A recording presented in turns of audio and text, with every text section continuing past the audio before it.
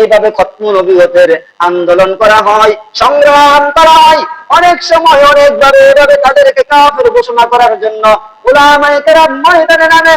ও বন্ধু, এর অংশ বিশেষ হিসাবে আগামীকাল শনিবার এইভাবে ঢাকা সোহরাওয়ার্দী উদ্যানে হক্কানি উলামায়ে কেরাম এইভাবে সমস্ত জনগণকে নিয়ে একসাথে আন্দোলন করে তুলবে। একমাত্র দাবি থাকবে একটাই, কাফের কাফের কাদিয়ানি কাফের, এই স্লোগানে থাকতে হবে। আমাদের স্লোগান একটাই, কাদিয়ানিদেরকে কাফের ঘোষণা রাষ্ট্রীয়ভাবে করতে হবে। রাষ্ট্র থেকে যখন কাদিয়ানিদেরকে কাফের ঘোষণা করা হবে, তারা এই রাষ্ট্রের মধ্যে মুসলমান দাবি করে চলতে পারবে না। হ্যাঁ, এই রাষ্ট্রের মধ্যে হিন্দুরা বসবাস করে, আমরা তাদের বিরুদ্ধে কোনো কথা বলি না। বৌদ্ধরা বসবাস করে, তাদের বিরুদ্ধে আমাদের কোনো কথা নাই। এভাবে খ্রিস্টান বসবাস করেন, তাদের বিরুদ্ধে আমাদের কোনো কথা নাই। আমরা কেন কাদিয়ানীদের বিরুদ্ধে কথা বলে? তারা যে মুসলমান দাবি করে, তারা তো আসলে মুসলমান নয়। তারা মুসলমান দাবি করে মুসলমানের ঈমান নষ্ট করতেছে, এই জন্য আমরা তাদের বিরোধিতা করি।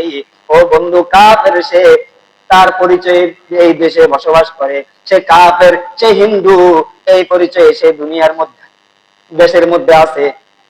কোন কাফের বলছে আমি মুসলমান? কোন কাফের মুসলমানকে দাওয়াত দেয়? সে দাওয়াত দিলে এইভাবে কাফের হওয়ার জন্য তিনি নিজের পরিচয় গোপন করে নাই। তার পরিচয়, সে আল্লাহকে বিশ্বাস করে না, রসুলকে বিশ্বাস করে না, তার পরিচয় সে স্পষ্ট করেছে। কিন্তু কাদিয়ানি যে কাফের, তারা নিজেদেরকে কাফের দাবি করে না। আমরা বলতে চাই, কাদিয়ানি এই দেশের মধ্যে থাকবে, কিন্তু তাদের নিজস্ব পরিচয় হবে, তারা কাদিয়ানি, তারা কাফের, তারা মুসলমান পরিচয়ে এই দেশে বসবাস করতে পারবে না। কথা বলেন ঠিক না বেঠিক? আলহামদুলিল্লাহ الحمد لله الذي جعل الشمس والقمر بحسبان والنجم والشجر يسجدان وفضل زمانا على زمان كما فضل مكانا على مكان وإنسانا على إنسان ونشهد أن لا إله إلا الله وحده لا شريك له لا ضد له ولا ند له ولا مثل له ونشهد أن سيدنا وسندنا وحبيبنا ومولانا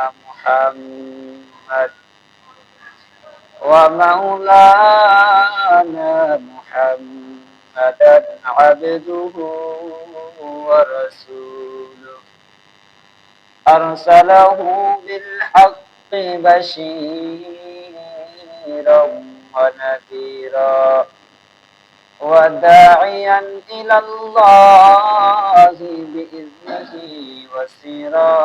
وسراجا منيرا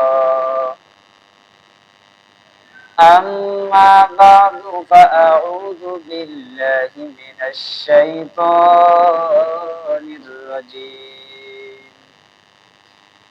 بسم الله الرحمن الرحيم ما كان محمد أبا أحد من رجالكم ولكن رسول الله وخاتم النبيين وكان الله بكل شيء عليما قال رسول الله صلى الله عليه وسلم أنا خاتم النبيين لا نبي بعدي أو كما قال النبي عليه الصلاة والسلام وقال تعالى في آية أخرى إن الله وملائكته يصلون على النبي يا أيها الذين آمنوا صلوا عليه وسلموا تسليما اللهم صل على محمد وعلى آل محمد كما صليت على إبراهيم وعلى آل إبراهيم إنك حميد مجيد اللهم بارك على محمد وعلى آل محمد كما باركت على إبراهيم وعلى آل إبراهيم إنك حميد مجيد قالوا سبحانك لا علم لنا إلا ما علمتنا إنك أنت العليم الحكيم رب اشرح لي صدري ويسر لي أمري واحلل عقدة من لساني يفقه قولي আলহামদুলিল্লাহ মহান রব্বুল আলামিনের দরবারে অসংখ্য গণিত শুকরিয়া জ্ঞাপন করে যিনি আমাদেরকে পৃথিবীর এই ক্লান্তি লগ্নে দুনিয়ার হাজারো মানুষ থেকে যাচাই বাছাই করে দুনিয়ার হাজারো কাজ কর্ম থেকে পারেক করে আমাদেরকে জুমার নামাজ আদায় করার উদ্দেশ্যে ঘর থেকে বের হয়ে পৃথিবীর শ্রেষ্ঠ ঘর মসজিদ পর্যন্ত আসা বসার তৌফিক দান করেছেন কোরআন ও হাদিস থেকে কিছু কথা বলা এবং শ্রবণ করার জন্য তৌফিক দান করেছেন সে মহামুনিবের দরবারে প্রাণ খুলে মন খুলে মুসলমান হিসেবে উচ্চ আওয়াজে অন্তরস্থল থেকে কালিমাতুশ শুকর আদায় করি আলহামদুলিল্লাহ। আমি আপনাদের সামনে বসে মহাগ্রন্থ আল কোরআন থেকে যে আয়াতে কারিমা তেলাওয়াত করেছি ও আয়াতে কারিমার মধ্যে আল্লাহ তাআলা তার পয়গম্বর যে আখিরি পয়গম্বর সেই সুসংবাদ দিচ্ছেন আখিরি পয়গম্বরের পরে যে আর কোন নবী আসবে না, মুহাম্মদ সাল্লাল্লাহু আলাইহি ওয়াসাল্লামের পরে পৃথিবীর জমিনে আর কোন নবী আসবে না, নবীর দরজা বন্ধ হয়ে গিয়েছে, সেই কথাই আল্লাহ তাআলা তার বান্দাদেরকে জানাইতে চায়। আল্লাহ তাআলা বলেন মা কানা মুহাম্মাদুন আবা আহাদিন মির রিজালিকুম, ও আমার বান্দারা মুহাম্মদ তোমাদের কোন পুরুষের পিতা নন। মুহাম্মদ সাল্লাল্লাহু আলাইহি ওয়াসাল্লাম দুনিয়ার কোন মানুষের পিতা নয়, ওয়ালাকির রাসূলুল্লাহ, কিন্তু তিনি আল্লাহ তাআলার রাসূল, আল্লাহ তাআলার প্রেরিত রাসূল। পৃথিবীর জমিনে আল্লাহ তাআলা মুহাম্মদ সাল্লাল্লাহু আলাইহি ওয়াসাল্লামকে আসমানি কিতাব দিয়ে নবী বানিয়ে এই পৃথিবীর জমিনে পাঠিয়েছেন। ওয়ালাকির রাসূলুল্লাহ ওয়া খাতামান নাবিয়্যিন, এবং তিনি হলেন শেষ নবী, তিনার পরে আর কোন নবী পৃথিবীর জমিনে আগমন করবে না। তার মাধ্যমে আমি নবীর মোহর মেরে দিয়েছি, পৃথিবীর জমিনে আর কোন নবী আসবে না। কিন্তু আজ জমিনের মধ্যে যখন তাকিয়ে দেখি, আজ আমাদের সমাজের মধ্যে এমন কিছু ভণ্ড আছে, তারা নিজেদেরকে নবী দাবি করে, এমনকি নিজেদেরকে নবী দাবি করে, তারা এইভাবে দুনিয়ার মানুষদেরকে তারা মুসলমান দাবি করে, আবার নিজেদেরকে নবী দাবি করে, মুসলমান দাবি করে। আল্লাহ তাআলা রাসূল বলেন আনা খাতামুন নাবিয়্যিন লা নাবিয়্যা বাদি, ও আমার উম্মতেরা শুনো, আমি হলাম শেষ নবী, আমার পরে পৃথিবীর জমিনে আর কোন নবী আসবে না। সুতরাং এই হাদিস এবং কোরআন দ্বারা বোঝা যায় আখিরি পয়গম্বর মুহাম্মদুর রাসূলুল্লাহ, ইনার পরে আর কোন নবী আসবে না। আজ যারা নবী দাবি করে, মির্জা গোলাম আহমদ কাদিয়ানী যে নবী দাবি করে, নিঃসন্দেহে তারা ভণ্ড মুনাফিক ছাড়া আর কিছুই হতে পারে না। তারা ভণ্ড ভণ্ড ভণ্ড, তাদেরকে যারা ভণ্ড বলবে না তারাও ভণ্ড। এই জন্য আল্লাহ তাআলা কুরআনুল কারীমের মধ্যে বলেন, মা কানা মুহাম্মাদুন আবা আহাদিম মির রিজালিকুম ওয়ালাকিন রাসূলুল্লাহ ওয়া খাতামান নাবিয়্যিন। ও বান্দা শুনো, মুহাম্মদকে আমি কোন পুরুষের বাবা বানিয়ে পাঠাই নাই। মুহাম্মদকে আমি আমার আসমানি কিতাব দিয়ে নবী বানিয়ে দুনিয়ার জমিনে পাঠিয়েছি। আমার প্রেরিত একজন রাসূল। মুহাম্মদ যেইভাবে বলে তোমরা সেইভাবে তার পদঙ্ক অনুসরণ করো। তিনি যেইভাবে বলে তোমার জিন্দেগি তুমি ওইভাবে সাজাও। যদি তুমি মুহাম্মদের সৌন্দর্য যদি তুমি সৌন্দর্য হতে পারো, মুহাম্মদের আদর্শ যদি তুমি আদর্শবান হতে পারো, মুহাম্মদের চরিত্র যদি তুমি চরিত্রবান হতে পারো, ও বান্দা তোমার কোনো টেনশন নাই, তোমার কোনো পেরেশানি নাই। আলা ইন্না আউলিয়া আল্লাহ লা খাউফুন আলাইহিম ওয়ালা হুম ইয়াহজানুন। আল্লাহ তাআলার ওলিদের কোনো চিন্তা নাই, কোনো পেরেশানি নাই, তারা নিঃসন্দেহে আল্লাহ তাআলার জান্নাতে প্রবেশ করবে।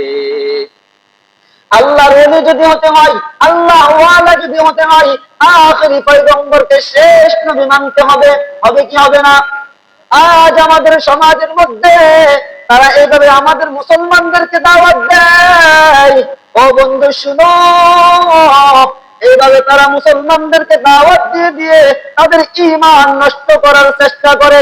আমি বলতে চাই, ও বন্ধু, যখন কোন বেঈমান যদি এইভাবে দাওয়াত দিতে থাকে, তখন তাকে বলবেন আল্লাহ যে কুরআনুল কারীমের মধ্যে বলছেন, মা কানা মুহাম্মাদুন আবা আহাদিন মির রিজালিকুম ওয়ালাকিন রাসূলুল্লাহ ওয়া খাতামান নাবিয়্যিন। আল্লাহ তাআলা নিজেই কুরআনুল কারীমের মধ্যে বলে দিয়েছেন মুহাম্মদ শেষ নবী, মুহাম্মদের পরে পৃথিবীর জমিনে আর কোন নবী আসবে না। সুতরাং তোমরা ভণ্ড মুনাফিক। এই জন্য কাদিয়ানীদেরকে কাফের ঘোষণা করার জন্য উলামায়ে কেরাম দিন দিন ধরে, বছরকে বছর ধরে আন্দোলন করে যাচ্ছে। হক্কানি উলামায়ে কেরামের কথা একটাই, আমাদের রাষ্ট্র মুসলমানের দেশ, মুসলমানের দেশের মধ্যে ইসলাম ইসলাম থাকবে, রাষ্ট্র সংবিধান থাকবে ইসলাম। রাষ্ট্র থেকে যখন বলা হবে কাদিয়ানী কাফের, তাদের আকীদায় তারা কাফের, তারা কোরআনের আয়াত অবিশ্বাস করার কারণে, কোরআনের আয়াত অমান্য করার কারণে ওই কাদিয়ানী গুলো কাফের হয়ে গিয়েছেন। আল্লাহ তাআলা বলেন, যে বান্দা আমার কোরআনকে অস্বীকার করবে, সে মুখে 1000 বার দাবি করতে পারে আমি মুসলমান। ও বন্ধু, সে মুসলমান দাবি করতে পারে, কিন্তু সে প্রকৃত মুসলমান না। কিয়ামতের ময়দানে তাকে কঠিন থেকে কঠিন শাস্তি দেওয়া হবে।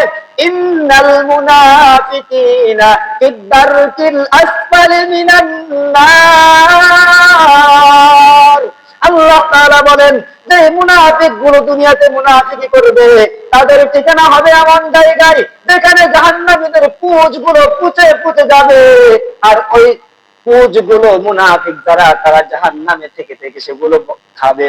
তারা জাহান্নাম, কাফেরদেরকে যে জাহান্নামে দেওয়া হবে, মুনাফিকদেরকে তার চেয়ে নিকৃষ্টতম জাহান্নামে পালানো হবে। এই জন্য আমাদের ঈমান মজবুত করতে হবে। আমাদের নবী একজন, মুহাম্মাদুর রাসূলুল্লাহ। তিনার আদর্শে আমরা আদর্শবান হতে হবে। আমাদের রাসূলের সুন্নাত গুলো আমাদের জিন্দেগিতে ফিট করতে হবে। কোন বেঈমান যদি আমাকে অন্য কোন দাওয়াত দেয়, আমি সেটা কোনদিন মুসলমান হিসাবে আমি গ্রহণ করতে পারি না। এই জন্য এইভাবে খতমুল নবুয়তের আন্দোলন করা হয়, সংগ্রাম করা হয়। অনেক সময় অনেকভাবে এভাবে তাদেরকে কাফের ঘোষণা করার জন্য উলামায়ে কেরাম ময়দানে নামে। ও বন্ধু, এর অংশ বিশেষ হিসাবে আগামীকাল শনিবার এইভাবে ঢাকা সোহরাওয়ার্দী উদ্যানে হক্কানি উলামায়ে কেরাম এইভাবে সমস্ত জনগণকে নিয়ে একসাথে আন্দোলন করে তুলবে। একমাত্র দাবি থাকবে একটাই, কাফের কাফের, কাদিয়ানি কাফের, এই স্লোগানে থাকতে হবে। আমাদের স্লোগান একটাই, কাদিয়ানিদেরকে কাফের ঘোষণা রাষ্ট্রীয়ভাবে করতে হবে। রাষ্ট্র থেকে যখন কাদিয়ানিদেরকে কাফের ঘোষণা করা হবে, তারা এই রাষ্ট্রের মধ্যে মুসলমান দাবি করে চলতে পারবে না। হ্যাঁ, এই রাষ্ট্রের মধ্যে হিন্দুরা বসবাস করে, আমরা তাদের বিরুদ্ধে কোনো কথা বলি না। বৌদ্ধরা বসবাস করে, তাদের বিরুদ্ধে আমাদের কোনো কথা নাই। এভাবে খ্রিস্টান বসবাস করেন, তাদের বিরুদ্ধে আমাদের কোনো কথা নাই। আমরা কেন কাদিয়ানীদের বিরুদ্ধে কথা বলে? তারা যে মুসলমান দাবি করে, মুসলমান দাবি করে, তারা তো আসলে মুসলমান নয়। তারা মুসলমান দাবি করে মুসলমানদের ঈমান নষ্ট করতেছে, এই জন্য আমরা তাদের বিরোধিতা করি। ও বন্ধু, কাফের সে, তার পরিচয়ে এই দেশে বসবাস করে, সে কাফের, সে হিন্দু, এই পরিচয়ে সে দুনিয়ার মধ্যে, দেশের মধ্যে আছে। কোন কাফের বলছে আমি মুসলমান? কোন কাফের মুসলমানকে দাওয়াত দেয়? সে দাওয়াত দিলে এইভাবে কাফের হওয়ার জন্য তিনি নিজের পরিচয় গোপন করে নাই। তার পরিচয়, সে আল্লাহকে বিশ্বাস করে না, রসুলকে বিশ্বাস করে না, তার পরিচয় সে স্পষ্ট করেছে। কিন্তু কাদিয়ানি যে কাফের, তারা নিজেদেরকে কাফের দাবি করে না। আমরা বলতে চাই, কাদিয়ানি এই দেশের মধ্যে থাকবে, কিন্তু তাদের নিজস্ব পরিচয় হবে, তারা কাদিয়ানি, তারা কাফের, তারা মুসলমান পরিচয়ে এই দেশে বসবাস করতে পারবে না। কথা বলেন ঠিক না বেঠি? এই জন্য আমাদেরকে যদি কোনোদিন ওলামায়ে কেরাম, হক্কানি ওলামায়ে কেরাম যখন ডাক দিবে, আমরা সঙ্গে সঙ্গে আমাদের রসুলের জন্য সাহাবায়ে কেরাম যেভাবে জীবন দিয়েছে, আমরাও সেভাবে জীবন দেওয়ার জন্য প্রস্তুত আছি তো ইনশাআল্লাহ। আল্লাহ আমাদেরকে কবুল করুক। এজন্য মেরে মুহতারম, তারা নিজেদেরকে মুসলমান দাবি করে, আহমদিয়া মুসলিম দাবি করে, আমাদের মুসলমানদের মধ্যে পাটন সৃষ্টি করতেছে। আমাদের নবীকে আখিরি পয়গম্বর তারা মানে না, তারা আল্লাহর বিরুদ্ধে আচরণ করে, তারা রসুলের বিরুদ্ধে আচরণ করে, তারা কোরআনের দুশমন, তারা ইসলামের চূড়ান্ত দুশমন। তারা মুসলমান দাবি করতে পারে, একজন কাফেরও তো আসে যদি মুসলমান দাবি করতে পারে, আসলে কিছু মুসলমান। এই জন্য মেরে মুহতারম, আল্লাহ তাআলা কোরআনুল কারীমের মধ্যে স্পষ্টভাবে বলে দিয়েছেন, আমার নবীর পরে আর কোন নবী পৃথিবীর জমিনে আসবে না। হ্যাঁ, নবী একটি হাদিসের মধ্যে বলছেন, আমার পরে এভাবে বন্ড আরো 30 জনের ঊর্ধ্বে এভাবে বন্ড নবী দাবি করবে, তারা আসল নবী নয়, তারা বন্ড। এই জন্য আমাদের রসুলের জন্য আমাদের আন্তরিক থাকতে হবে, মহব্বত থাকতে হবে, ভালোবাসা থাকতে হবে। আরে ভালোবাসা কেমন হবে রসুলের জন্য? সাহাবায়ে কেরাম কেমন ভালোবাসতেন রসুলকে, ওদের মতো আমাদের ঈমান করতে হবে, ঈমান আমাদের মজবুত করতে হবে।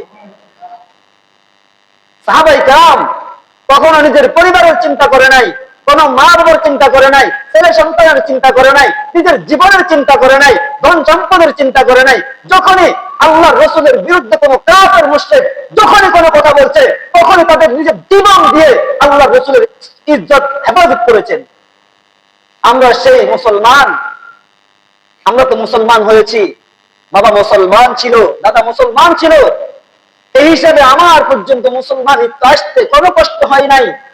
আমি দেখেছি মুসলমান হওয়াটা সহজ, আসলে এত সহজে ইসলাম এই পর্যন্ত আসে নাই,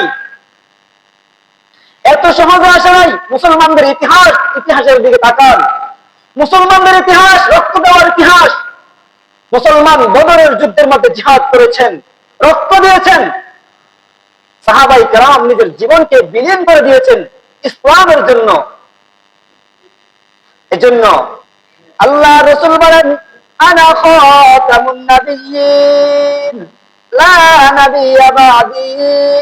ও আমার উম্মতেরা শুনো, আমি তো তোমাদের জন্য আল্লাহ তাআলার পক্ষ থেকে প্রেরিত শেষ রাসূল। আমার পরে পৃথিবীর জমিনে আর কোন নবী আসবে না। সুতরাং তোমরা আমার সুন্নাত গুলোকে তোমরা নিজের জিন্দেগিতে আঁকড়ে ধরো। তারাকতু ফীকুম আমরাইন লান তাদিল্লু মা তামাসসাকতুম বিহিমা কিতাবাল্লাহি ওয়া সুন্নাতা রাসূলি। আল্লাহর রাসূল যখন দুনিয়া থেকে চলে যায়, তখন সাহাবায়ে কেরাম বললেন, ওগো আল্লাহর হাবিব, আপনি আমাদের সামনে ছিলেন, আমাদের চক্ষু শীতল হয়েছে, আপনার থেকে আমরা হেদায়েত পেয়েছি। আজকে যখন আপনি চলে যাবেন, আপনি চলে যাওয়ার পরে আমরা আবার গুমরাহ হয়ে যাবে।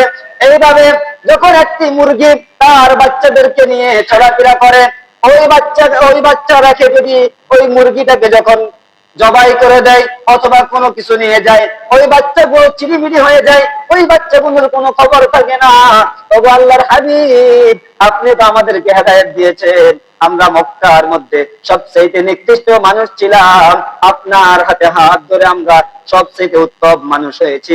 এখন আপনি যদি দুনিয়া থেকে চলে যান, তাহলে আবার আমরা এইভাবে পথহারা হয়ে যাব। তখন রাসূলুল্লাহ সাল্লাল্লাহু আলাইহি ওয়াসাল্লাম বলেন, না আমার সাহাবায়ে কেরাম, তোমরা যদি দুইটি জিনিস আঁকড়ে ধরতে পারো, তোমরা কোনোদিন গোমরাহ হইবা না। দুইটি জিনিস কি? কিতাব আল্লাহ ওয়া সুন্নতি রাসূল। ও আমার উম্মতেরা শুনো, তোমরা আমার সুন্নাত গুলোকে নিজের জিন্দেগিতে আঁকড়ে ধরো। আমার সুন্নাত গুলোকে যদি তোমরা আঁকড়ে ধরতে পারো, তাহলে তোমরা কোনোদিন গোমরাহ হবে না। আমি তোমাদের জন্য আমার সুন্নাত গুলো রেখে গিয়েছি, আমি তোমাদের জন্য আমার কুরআনুল কারীম রেখে গিয়েছি। যে ব্যক্তি কোরআন এবং সুন্নাতকে আঁকড়ে ধরবে, ওই ব্যক্তি কোনোদিন গোমরাহ হতে পারে না। ওই ব্যক্তির কাদিয়ানীরা যখনই আসি বলবে আমরা তো নবী দাবি করবে, তখন তারা মুখে মুখে বলবে তোমরা ভণ্ড ছাড়া আর কিছু হতে পারো না। কাফের কাদিয়ানী কাফের সঙ্গে সঙ্গে জবাব দিতে পারবে। আর যে ব্যক্তির ঈমান দুর্বলতা আছে, যে ব্যক্তির মধ্যে আমার রাসূলের ভালোবাসা নাই, যে ব্যক্তির মধ্যে আমার রাসূলের মহব্বত নাই, ওই ব্যক্তিকে যখন 500 টাকা ধরায় দিবে, তখন ওই ব্যক্তি বলবে আমার ঈমান যেই দিকে যাবে যাক, আমার 500 টাকায় ঠিক থাকলে হয়েছে। আজ আমাদের সমাজের মধ্যে টাকার দাম বেশি, কিন্তু আমার ঈমানের দাম নাই। সাহাবায়ে কেরামের জামানায় টাকার দাম ছিল না, কিন্তু ঈমানের দাম নিজের জীবনে চেয়ে বেশি ছিল। এই জন্য ঈমান করতে হবে তাদের মতো। আজ আমাদের মধ্যে এইভাবে, আমাদের মুসলমানদের মধ্যে তারা এইভাবে মুসলমান দাবি করে মুসলমানদেরকে দাওয়াত দিতেছে, তাদের ঈমান হারা করছে। এই জন্য উলামায়ে কেরাম একটি আওয়াজ তুলেছেন, উলামায়ে কেরাম সংগ্রাম অনেক আগ থেকে করে এসেছেন। আল্লামা শাহ আহমদ শফী রাহমাতুল্লাহি আলাইহি থেকে নিয়ে তিনিও আন্দোলন করেছেন, সংগ্রাম করেছেন, শুধু রাষ্ট্রীয়ভাবে কাদিয়ানীদেরকে কাফের ঘোষণা করার জন্য। এখনো সেই আন্দোলন চলমান রয়েছে, কিন্তু আমাদের রাষ্ট্রের কোনো খবর নাই। আমরা মুসলমানের রাষ্ট্রে বসবাস করি, মুসলমান দাবি করি, আমাদের ঈমান কতটুকু দুর্বল হলে আমাদের কোনো মাথা ব্যথা নাই। এগুলো নিয়ে শুধু উলামায়ে কেরাম বলবে, কথা উলামায়ে কেরাম বলবে, জেলে উলামায়ে কেরাম যাবে, শাস্তি উলামায়ে কেরাম খাবে। আমরা মুসলমান দাবি করি, আমি মরে গেলে দুনিয়া থেকে চলে যাব, আমি দুনিয়াতে দেখাইতে পারলে চলছে। আমি মনে করি সেটা আমার দায়িত্ব, সেটা নয়। আমাকে আল্লাহ তাআলা দায়িত্ব দিয়ে পাঠিয়েছেন। আল্লাহ তাআলা যেভাবে আমাকে আমানত করে বলেছেন, ঠিক তেমনি ভাবে আমাকে যখন কোথাও অন্যায় অপরাধ হবে, সেখানে আমাকে অন্যায়ের বিরুদ্ধে কঠোরভাবে কথা বলার জন্য আমাকে আল্লাহ তাআলা নিজেই আদেশ করেছেন।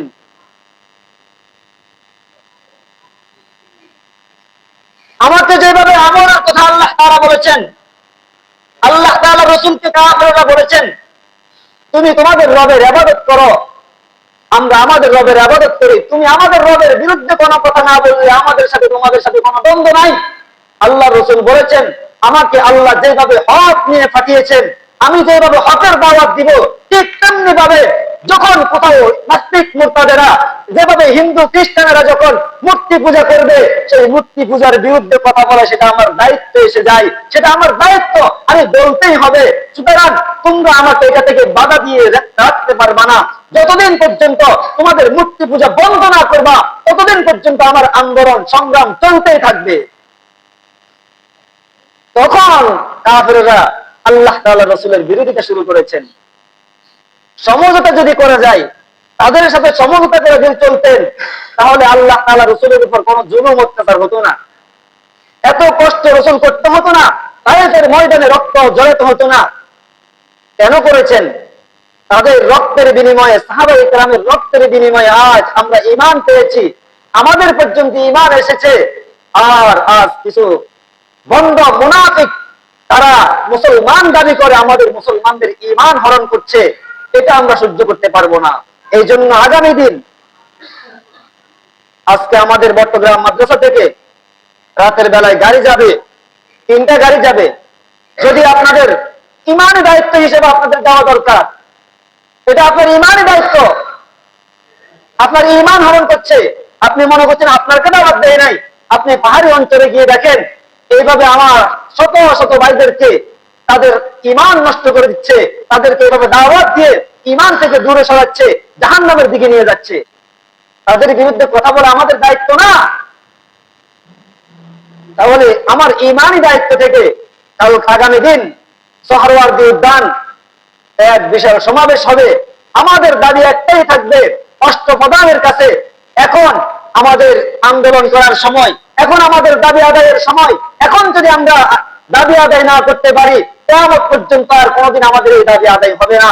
আমাদের দাবি রাষ্ট্র সরকারের কাছে আমাদের একটাই দাবি, কাদিয়ানীদেরকে রাষ্ট্রীয়ভাবে কাফের ঘোষণা করে এরপরে তিনি দেশ থেকে অন্যদেরকে হস্তান্তর করে তিনি দেশ থেকে যান। এটা আমাদের দাবি, কাদিয়ানীদেরকে কাফের ঘোষণা করতে হবে। এজন্য আগামী দিন আমাদের যাদের সকলের দায়িত্ব যাওয়ার, সকলে যাওয়া দরকার। এরপরেও কেউ যদি ওজোর থাকে তাহলে ভিন্ন কথা, ওজোর যদি না থাকে আমরা সকলেই চেষ্টা করব আগামী দিন ঢাকা সোহরাওয়ার্দী উদ্যানে সকলে যাওয়ার জন্য চেষ্টা করবো। আল্লাহ তাআলা আমাকে সহ সকলকে আল্লাহ তাআলা কবুল করুক।